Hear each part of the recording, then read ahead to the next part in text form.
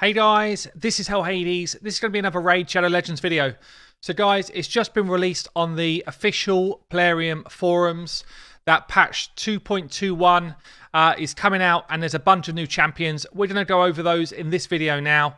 It looks like patch 2.21 is coming on Monday because that's also when they're dropping the Fusion, which I just did a video about recently. So update highlights 2.21. Pretty much 2.21 is just about new champions.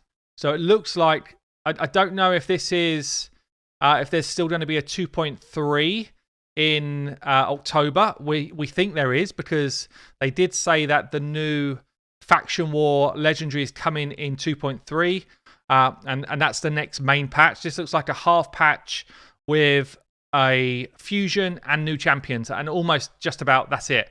The only thing that's different to that is they're going to be removing the rare steel tomes from Gold Tier Classic Arena and Nightmare and Ultra Nightmare Clan Boss, which is massively appreciated. We need that. Let's hope they actually replace them with Epic and Legendary Steel Tomes or something that's actually worthwhile and not just remove them. But anyway, let's go through what's in this patch then. Now, again, we don't have any official information, but it seems to me like this fusion is going to be new champion fusion. That's what it feels like. Because there's a bunch of epics and there's a bunch of rares in this list as we'll go down them. And if I'm a betting man, I would bet that the epics that make up the fusion are new and the rares that make up those epics are also new. We'll see though, we'll see. So let's go on to the first one then. Ursaga Warcaller. Legendary Void Champion, new champion, HP based Barbarian. So she's got, I think it's a she. She's got an A1, attacks one enemy, 45% chance of placing block cooldown skills. It's okay. She's got an A2 AoE, places decreased crit damage and decreased attack. Big versions for 2 turns on targets whose attack is higher than their defense. And places a decreased speed and a decreased defense on targets whose attack is equal or lower than their defense. Love this. Love this ability. So basically, in any PvP, this champion is going to be picking out the skill that you need to decrease and putting the right type of debuffs on those champions. I love that move. It's really cool. 5-turn cooldown as it stands out. She's then got an ally protection buff and a strengthen buff, which are both very good for kind of general gameplay, really. So cool moves there. Decreases the damage all allies receive from crits by 30%. This champion will receive that damage instead. Increases HP in all battles. The HP-based champion with a very good protective kit. Not going to be doing, I don't know, we've got an AoE on that ability. That's kind of cool. I'm interested to see what she is like because that looks like a pretty useful kit. That's cool. Next one up is the Lizardman. That is going to be the Fusion. I did a video on this one already. So this champion is basically a PvP style champion with a lot of mechanics around provokes. I think that's got to be something to do with the Doom Tower, or it's just to do with the meta currently with the amount of provoke champions out there in the arenas. But good kits. I feel like this is a fusion that I'm going to be pretty keen to get involved with. We didn't know if it was an HP or attack base or anything like that. We still don't know. Just says type support. So don't know what type of damage they'll do. But if you want to see the details of that, I'll ping the video to that fusion video above. So that's it for legendaries. We're now into the epics. And as I say, this is where I think these new champions are probably going to form part of the fusion. So we've got Barath the Blood-Soaked, HP-based Force Barbarian. They've got a lot of love for Barbarians at the moment. Attacks 2 times. First hit, 20% chance of filling this champion's turn meter. Second hit, chance to drop turn meter. That's not bad.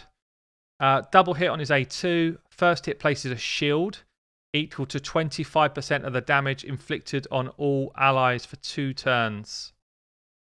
The first hit places a shield equal to 25% of the damage inflicted on all allies for 2 turns. Okay, that's cool. The second hit heals all allies. So if you're hitting hard, everyone gets a shield and a heal. If it hits hard, that's actually a very cool move. And then we've got an A3.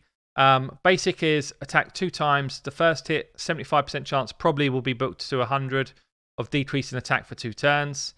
4-turn cooldown this one. The second hit can book to 100, I'd imagine, as well, putting the decreased defense. That's pretty damn good for clan boss and sort of general boss fights. And then when ascended, what's the difference?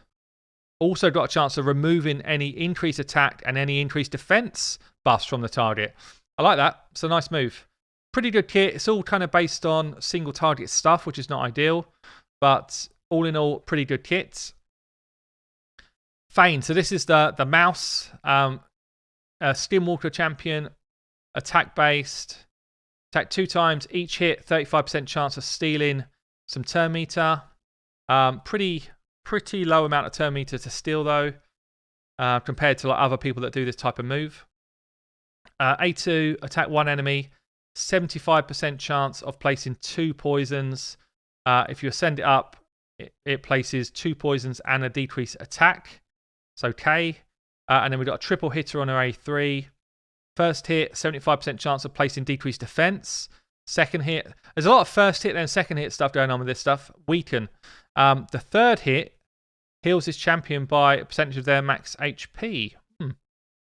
So, interesting kit here. You've got decreased attack, decreased defense, and weaken all in the same person's kit with a bit of turn meter steal. So, that's actually pretty good for any kind of single target boss encounters. Let's go on to Kaden then. Magic, Dark Elf, another Dark Elf coming in. We've got tons of Dark Elves already, actually. So attack 1 enemy, 15% chance of placing provoke. It's okay. Attack all enemies on his A2. Probably be 100% chance of placing decrease attack when booked out. That's nice. AoE decrease attack. And then a revive on a basic here. Revive 2 random allies with 50% HP. When it's ascended, places increased defense on them. That is really good for faction wars and probably will be for Doom Tower as well. So these, I'd imagine, 1, 2, 3. I've got one more to go. Are going to be the 4 epics that go into that fusion, I would think. Got an Orc here. Void Affinity Orc. Attacks 1 enemy 2 times.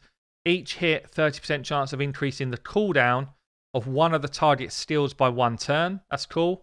Increases the cooldown of all the target steals instead if this champion's got less than 50% HP when attacking. That's actually very cool for an A1. Very cool. Imagine that with the perception gear, if that's proccing. I mean, that would be crazy. A2 AoE, probably bookable to 100% chance of placing decreased speed on all enemies. And also places increased speed on this champion for 2 turns. And heals this champion as well if they've got less than half health. Okay. Attacks 1 enemy on our A3. Steals 50% of the target's turn meter. Has a 75% of placing a stun. Steals 100% of the target turn meter if this champion has less than 50% HP. Very cool as well. And she's got a passive here. Decrease the damage taken by this champion by 20% when the HP drops below 60%. So it's an attack-based champion. There's like no mechanic here to keep her alive when she's low health, but everything gets better when she's low health. So it's kind of an interesting kit. But it feels like those 4 are going to be the Fusion 4, I'd imagine. And then I bet we've now got a bunch of rares, which are probably going to be the rares that make up this fusion of epics. So a lot of people are going to be properly pissed off with this, guys, because we keep rares, we keep epics to try and help with fusions. And basically they go and land an event where it's all new champions, which people are going to be pissed off with this. So Draconis, I play Dragon Champions, and they've got a currency in their game called Dracoins, and basically that's all I'm seeing when I see that name right now. Okay, so we've got an A1, attack 1 enemy, heals the ally with the lowest HP. Fine. Places a shield on all allies by 15% of this champion's HP for 2 turns. That's quite nice for a rare champion. Attacks one enemy, removes all debuffs from the ally with the lowest HP, then heals them by 25% of the damage inflicted. It's okay as well. Not bad. Has a 15% chance of placing a stun on an A1. AoE, small version increased defense on the A2 for all allies. That's not bad.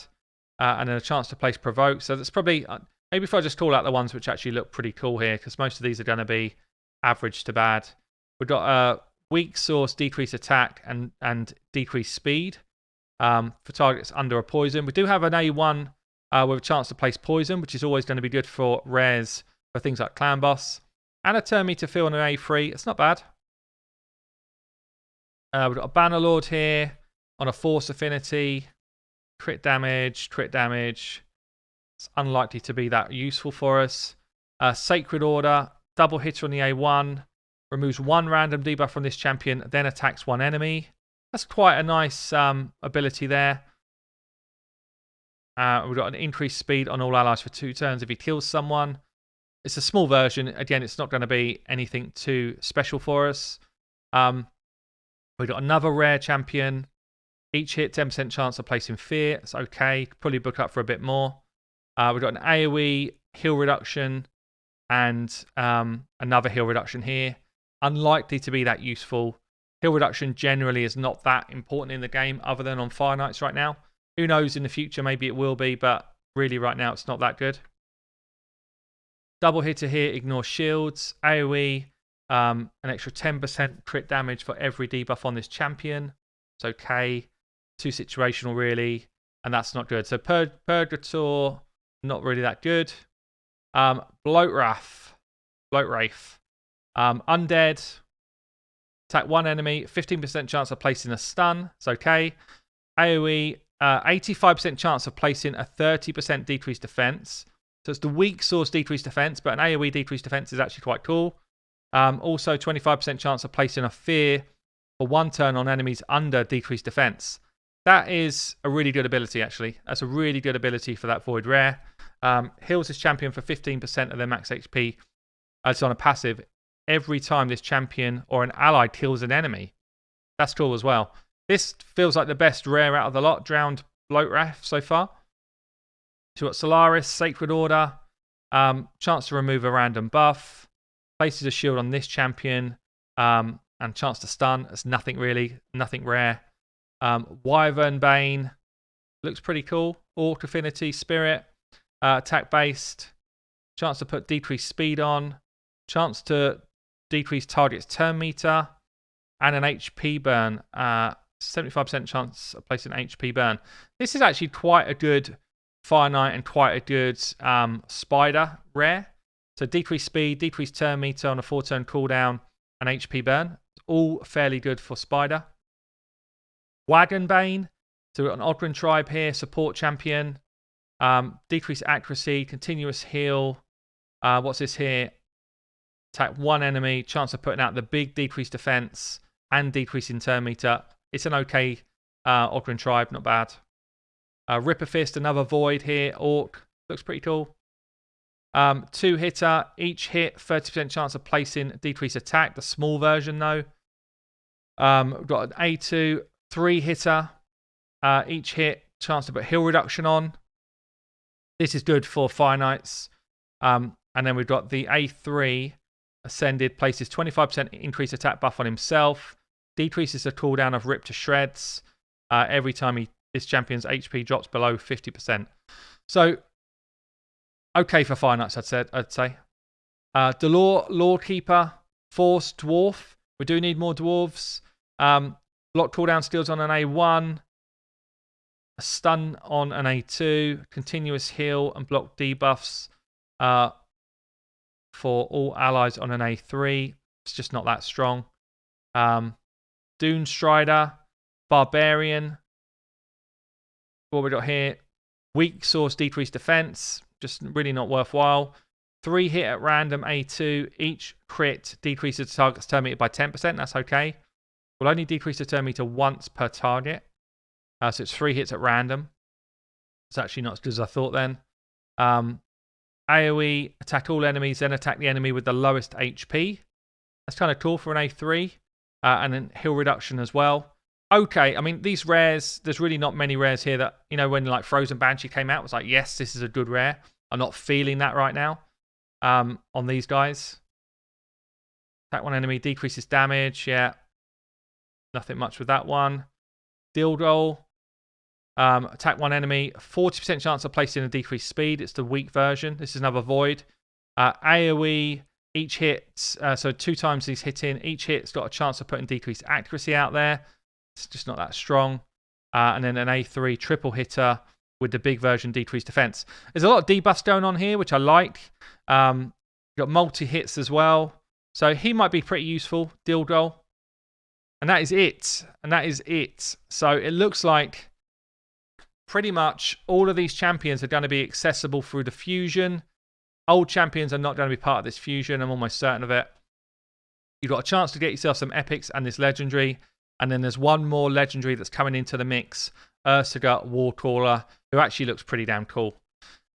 So guys, patch 2.21 coming on Monday. Let me know your thoughts below. I'm pretty sure I know what it's going to say. I've been Hell Hades. I'll catch you later.